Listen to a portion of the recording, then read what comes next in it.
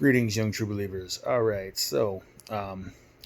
following up on our discussion yesterday of divine command theory and moral relativism, it should be noted there are other serious problems with divine command theory beyond just the Euthyphro problem, not the least of which is that if someone were, say, to be anointed as a prophet by God, the problem is that whereas God would understand completely because God is omniscient, all knowing, what God would understand what God meant when God made a commandment, right?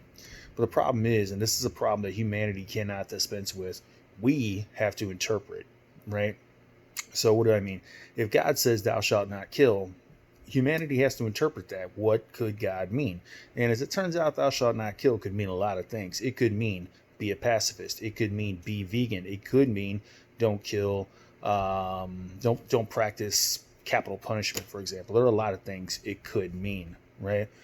But the problem gets worse for the divine command theorists because not only would you have to interpret thou shalt not kill, then you would have to translate that doctrine into every single language that human beings speak, and human beings speak well over, I believe the current estimate is 1,000 languages on this planet. And when you translate a text again and again and repeatedly, what's invariably going to happen is you'll lose meaning. Meaning gets lost in translation. So the divine command theory has a lot of problems. Moral relativism is a theory that a lot of young people subscribe to. When I got to California in '05 and I was teaching my first class at Santa Cruz, the freshmen that fall semester in '05, they all believed in their heart of hearts that moral relativism was the greatest idea since sliced bread. And why would they think such a thing? Well, they believe that because they conflate, that is to say, they confuse divine command theory with an idea that they confuse moral relativism with an idea that is a good idea, and that's tolerance for cultural diversity. But moral relativism is not tolerance for cultural diversity. What's the difference? Moral relativism is the view that there can't be an objective morality, an objective universal morality that applies to all people at all times, right? Now, it is true, right, that some moral norms do change, but that doesn't mean that morality isn't universal, right? So I want to take time today to really unpack why this doctrine is so harmful, right? One, if you're a moral relativist, then you must deny any and all possibility of moral progress. So what's moral progress? Moral progress is the idea that our society today in June of 2020 is better than it was, morally speaking, it's better than it was in, say, June of 1843. Well, is it? Yes, in many ways, objectively, measurably, it is better. We have extended the right to vote to women and people of color. Slavery does not exist. There's universal K through 12 education. There are community colleges, which is a big deal because remember, in the 19th century, there was no such thing as a community college. The idea that poor people would go to college was just anathema, right? So I have to tell my community college students this: don't ever let anybody insult you because you went to a community college. A community college is one of the most progressive ideas in the history of humanity, right? The idea that no, not just the rich should have access to a college education. So things are objectively better, right? And of course, if we say they're objectively better, that presupposes we have a standard. And we talked a little bit about this. I'm going to elaborate on this again in a few minutes, right? But there are objective standards of right and wrong. But again, if you're a moral relativist, you have to say no such standards could exist. Second big problem for the moral relativist: if you are a moral relativist, right, that means you can not only not critique the moral practices that you find in other nations, you can't even critique the moral practices within your own nation, because if you're a moral relativist, the only standard that could exist is the standard that currently exists in your nation, right? So if it is the case that slavery and discrimination against women is the norm in your society, that's just the way it is. That is morality. Whatever society dictates at the time is morality. That's what it is. You can't critique it, which means Rosa Parks and MLK and everybody who has ever advocated for social change in this country was just flat out wrong. And that seems really problematic. Um, but wait, says the moral relativist. I mean, hey, moral relativism teaches us to be tolerant of cultural diversity. True, that's one of its few virtues, but we don't need moral relativism to be tolerant of cultural diversity, right? We're not, and we must be wary of assuming that our society has no moral stains upon it, whereas other nations, or other cultures do. Clearly, our society has moral stains upon it. But I want to use one brief example to illustrate what's wrong with moral relativism. So this is from this textbook. I use this when I teach Intro to Ethics.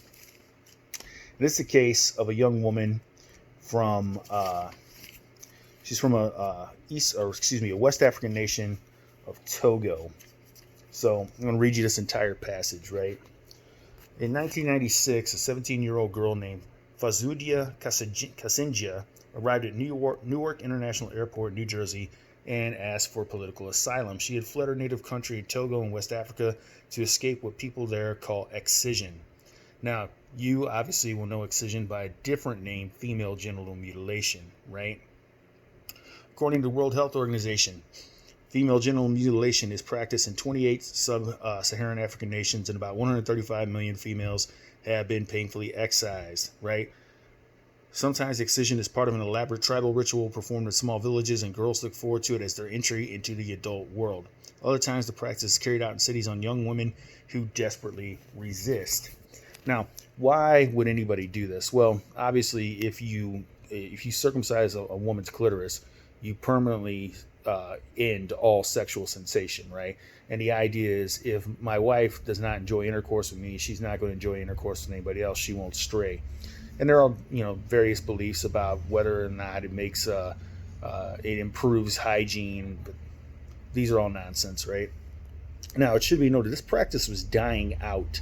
It was disappearing anyway until Christian missionaries went to the region and started making a fuss about it, and then there was backlash against it. But anyway, continuing our story. Fazia was the youngest of 5 daughters. Her father, who owned a successful trucking business, was opposed to excision, and he was able to defy the tradition because of his wealth. Thus, his first 4 daughters were married without having to undergo the procedure. But when Fazia was 16, he suddenly died. Fazia then came under the authority of her aunt, who arranged a marriage for her and prepared to have her excised. Fazia was terrified, and her mother and oldest sister helped her escape. In the U.S., Fazia was imprisoned for nearly 18 months while the authorities decided what to do with her. During this time, she was subjected to humiliating strip searches, denied medical treatment for her asthma, and generally treated like a criminal. When she was finally granted asylum, there was a great outcry about her being granted asylum, right? There were a series of articles in the New York Times that encouraged the idea that excision is barbaric and should be condemned, but others who wrote letters to the editor in that time, again it's 1996, 1997, they said, live and let live. Our culture probably seems just as strange, right? Well, let's talk about this case in depth, right?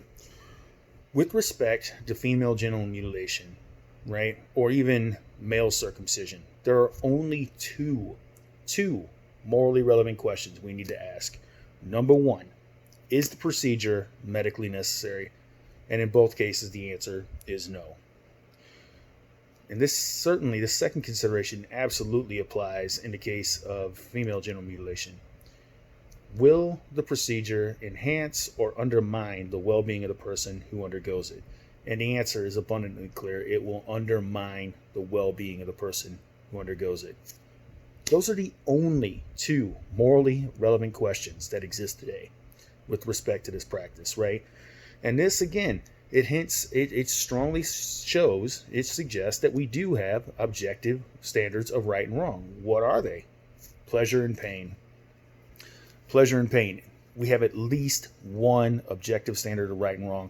And it's, again, those forces that we are subjected to every single day of our lives, right? We identify pleasure with the good. We identify pain with the bad. We naturally seek out pleasure. We naturally try to avoid pain, right? But wait, cries the moral relativist. One last gap. As of, 2020, right? Humanity does not have a universally agreed upon moral code. That's absolutely right.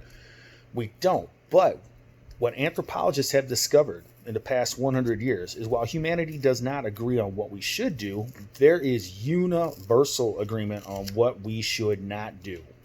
And we know the laundry list. We know this list. Don't lie, don't kill, don't steal, don't bear false witness, uh, don't you know practice arson, right? Why are all these procedures or all these practices banned? Because they're not conducive to harmony in civil society, right? Moral relativism, on the face of it, sounds like a good idea. It ends up being an absolutely terrible moral theory.